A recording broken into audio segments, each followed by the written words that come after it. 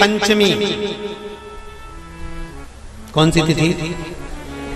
पंचमी, चाहे वो शुक्ल पक्ष की हो चाहे वो कृष्ण पक्ष की।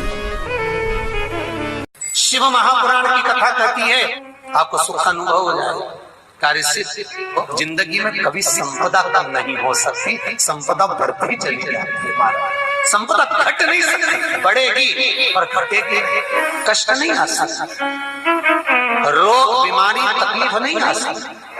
आपके लिए तो लाभदायक है, समझ लो ये कथा।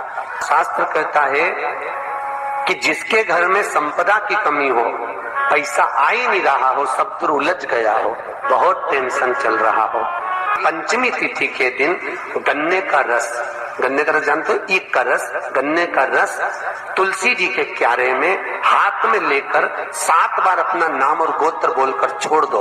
जिंदगी में 3 साल में तो करोड़पति बनकर बैठ जाओगे, कभी लक्ष्मी की कमी नहीं आ सकती। तैयारी में बैठे रहोगे कि फिर पंचमी तिथि आए। हमारे यहाँ सांपों की पूजन कौन से दिन होती है, कौन सी तिथि में करते हैं? जम के बोलो जरा। नाग पंचमी। नाग पंचमी का मतलब क्या है? सांपों की पूजन करो।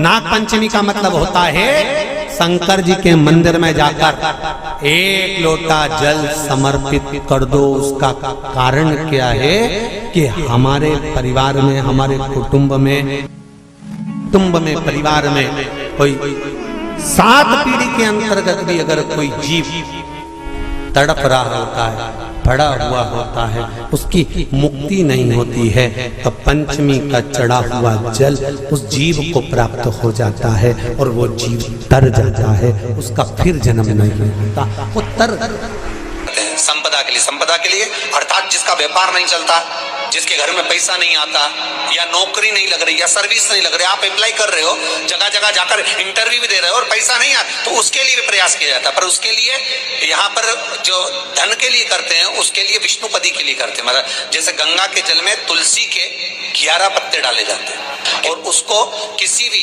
नारायण के मंदिर में राम कृष्ण शिव शंकर नहीं, राम कृष्ण भगवान विष्णु दत्त आदि जितने नारायण के मंदिर हैं, उस मंदिर में किसी भी पात्र में, एक छोटे से पात्र में उसको भरकर रखी आते हैं महाराज। उससे भी जॉब, सर्विस, नौकरी में सफलता प्राप्त हो जाती है। परंतु वो भी एकादशी को ही होता है। कुछ देर तक पात्र को रखा जाता है, फिर वही पात्र का जल किसी भी वृक्ष के नीचे डाल दिया जाता है, उससे भी नौकरी के लिए फायदा मिलता है। गंगा का जल को एकादशी और द्वादशी, इन 3 तिथियों पर एक रोटी में थोड़ा सा मीठा रखकर सोमक पितृ का नाम लेकर यदि गाय को खिला दिया जाता है, तो अगर कोई पूर्वज प्रेत योनि में भी पड़ा हुआ होता है, भटक रहा होता है, जिसको पिंड नहीं मिला, जो अचानक मर गया होता है, अधोगति में चले गया होता है, उस जीव की मुक्ति दशमी,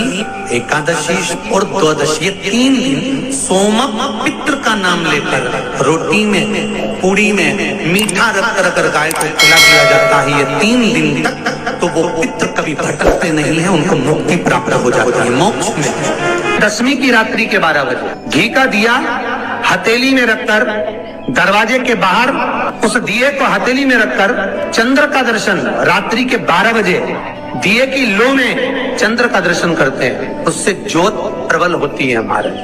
या तो होगा वो नवमी की रात्रि 12 बजे या दशमी की रात्रि की 12 बजे चंद्र का दर्शन, दीप घी का हाथ में जलाकर, नाम गोत्र अपना बोलकर, नरसिंह भगवान का स्मरण कर कर, ज्योति में चंद्र का स्मरण कर कर दर्शन किया जाता है। नेत्र कमजोर हो तो 3 या 4 दिन में ज्योतियों का क्रम बढ़ना प्रारंभ होता है। वैसे तो 15 दिन का लिखा है, पर शिव महापुराण कहती है 3-4 दिन का क्रम बहुत होता है, बढ़ता जाता है। केवल दशमी, चाहे उजाला की हो चाहे अंधेरे की। कौन से महादेव का नाम लेना है?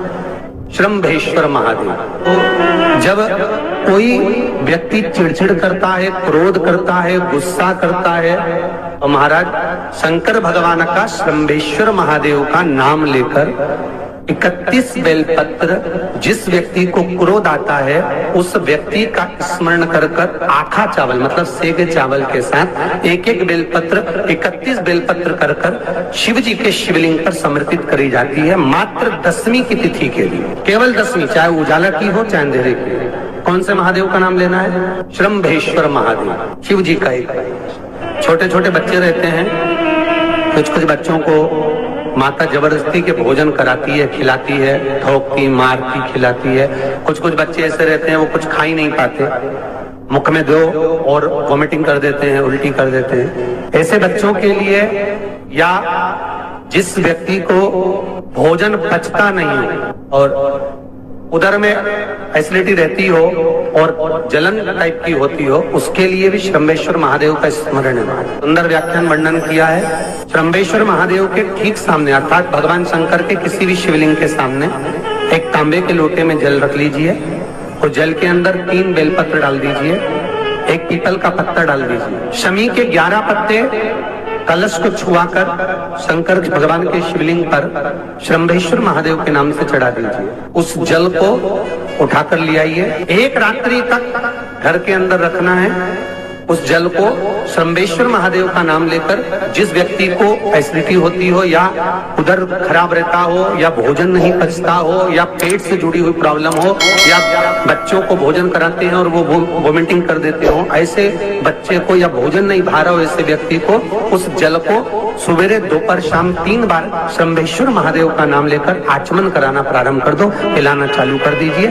3 या 4 दिन पिलाओगे, अपने आप उदर में भी आनंद रहेगा, बच्चा भोजन करना भी प्रारंभ कर देगा। श्रंभेश्वर जिसको साइटिका की बीमारी होती है या स्लिप डिस्क की बीमारी होती है या कमर की रीढ़ की हड्डी कहीं बांकी टेढ़ी होने लगती है या नसें चोक होने लगी हों, काम ना कर रही हों, तो उसके लिए कुंदकेश्वर महादेव पर आप कोई भी सफेद कलर के पुष्प भगवान शंकर के मंदिर में कुंदकेश्वर के नाम से 31 फूल समर्पित करना है। 31 पुष्प और कुंदकेश्वर के नाम से 31 पुष्प समर्पित कर कर बेलपत्री के पेड़ के नीचे की जड़ थोड़ा सा भाग निकालकर ऊपर से छीलकर अंदर का भाग शंकर कुंदकेश्वर को चढ़ाना है।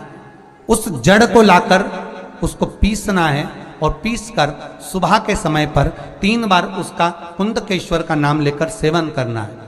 जिसको साइटिका और जिसको रीढ़ की हड्डी, स्लिप डिस्क, जिसको प्रॉब्लम होती है उसको बाबा कुंदकेश्वर एक ऐसे महादेव हैं क्योंकि भगवान शंकर के चरण पर पार्वती के द्वारा फेंका गया कुंद का प्रहार हुआ और उससे बाबा को चोट लगी, जिससे बाबा का नाम कुंदकेश्वर पड़ा।